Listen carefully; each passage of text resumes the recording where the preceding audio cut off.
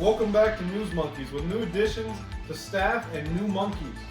Members Isaac and Suhail have broken off into a different section of the cast. These are the new members. As years went by, the NewsMonkeys developed its best tool, a time machine. Indeed, and we'll be testing it for today's newscast. Today we're going to talk about communism in Poland as tensions arise in Europe. Audio Jungle.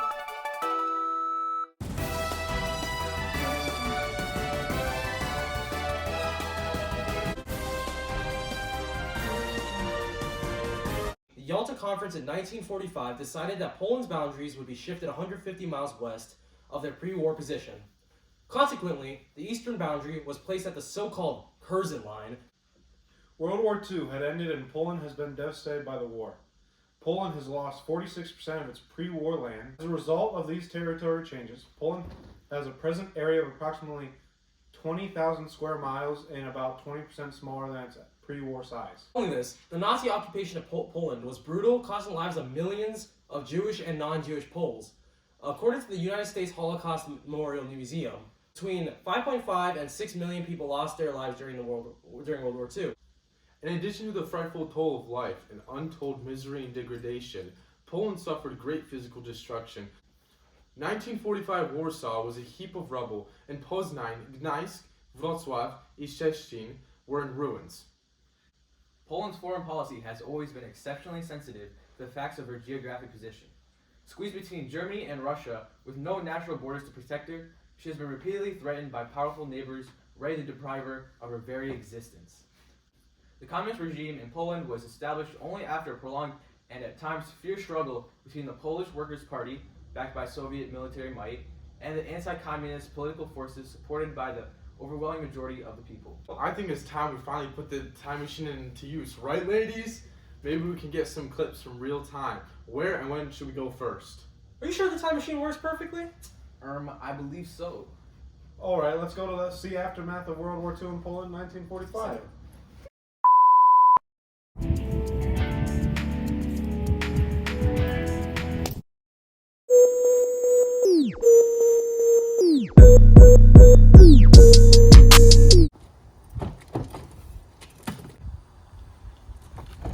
So, where are we going?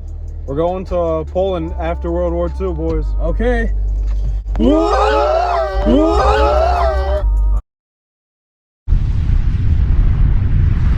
Oh, where am I?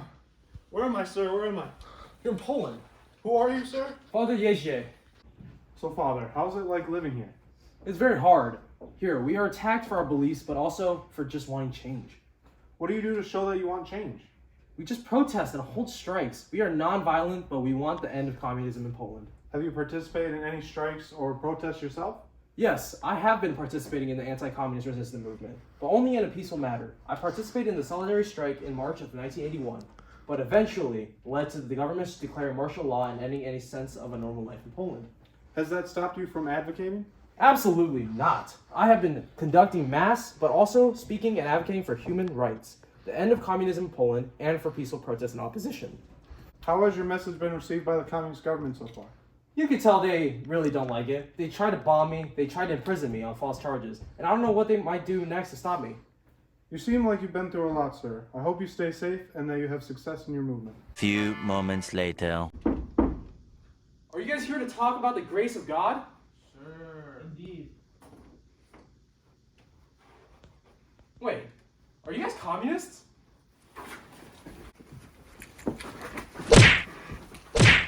Oh, Father, I want to know if there's still confession. No witnesses.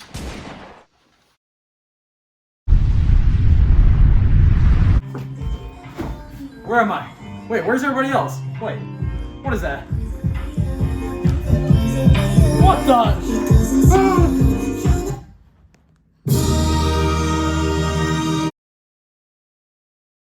Stolen? What's up, Brody? What up? What do you want? I'm busy. I'm a communist man. What are you busy with as of right now? I'm dealing with a little predicament in Poland right now. What? Why? I'm moving the borders of the Soviet Union west, establishing security from invasion from the west through Poland. Because I'm a good guy, so I installed a provisional government in liberated areas with pro-Soviet and pro-communist Poles who had spent the war in Moscow. This is even after the USSR annexed Poland in 1939. How do you defend yourself? First of all, how dare you? We did not annex them. We gave them the independence just with a little heavy control of the USSR. A basic government basically run by us, but still independent. That kind of sounds Shut like up! Okay. What about their economy? They were completely destroyed by the events of World War II, and they need desperate help. Also, based on what I see on the western side, America is greatly helping them, and they took a lot better care of than you guys. No, you idiot. Poland was prospering. Part of the territory acquired by Poland was industrialized, especially western Silesia and Wrocław. Those stupid Americans all aren't helping them, but rather spreading propaganda and basically controlling the West. Didn't you just say you wanted Poland as a buffer and use them to expand? No. Okay. Don't you think you're hurting Poland by cutting relations with the West? For the Soviet bloc is the main outlet for Poland exports and the main source of supply, so what are you even trying to say? Finally, what do you say to those who say you are just out there to own Poland, and you're basically forcing them to live under you? First of all, Poland was basically handed to me by the West during the Yalta conference. Second, the Polish definitely wanted us there. You can literally ask anybody from the Polish Workers' Party. Not only that, but we gave them the independence. They can basically have their own government and we let them run the country. Third, there's nothing but benefits that come from us going there. The economy is booming, everyone's happy, and finally those capitalist pigs are out. Alright, thank you. Also, one more question. All right, meeting over. How about the allegations against the 13-year-old?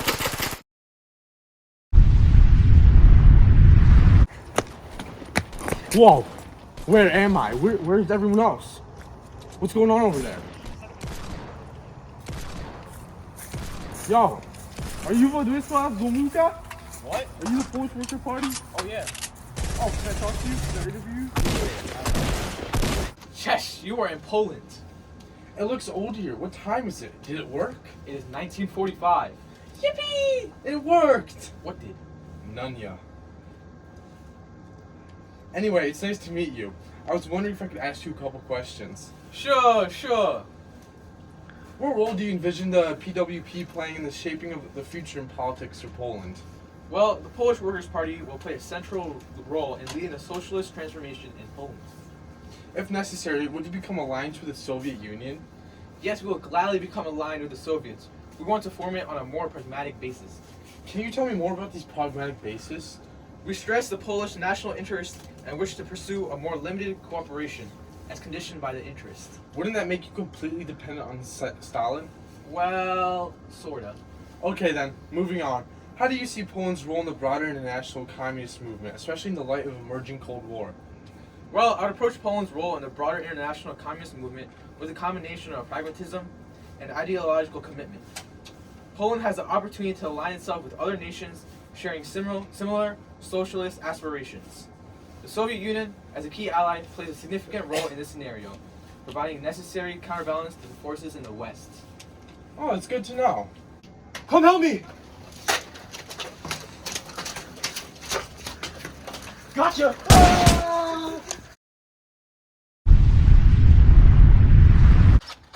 What the? Where am I? Die, you communists! Die, you... Is this a fella? Who are you?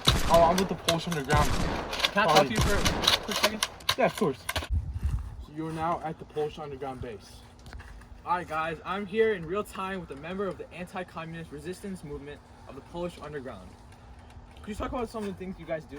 Well, obviously, I hate communism, so I'm an avid member of this movement. I take part in military attacks against communist prisons, prison camps, and state officers. Oh, interesting. You guys must be really involved in these fights, I assume. Definitely. We've had many battles against the Soviets and Polish communist forces. One of the recent battles we had was the Battle of Kurlówka. We won against the NKVD forces. Ooh, I see you guys had some success against the Soviet communist control. Were there any difficulties? There were many hardships. The pro-Soviet government in Poland said they would give members freedom if they came out and confessed, but it didn't turn out well. Members who came out were tortured, arrested, and taken to prison camps. Oh, that's unfortunate. Well, thank you for your time, sir. I hope you have success in your mission. Die, you communist pig!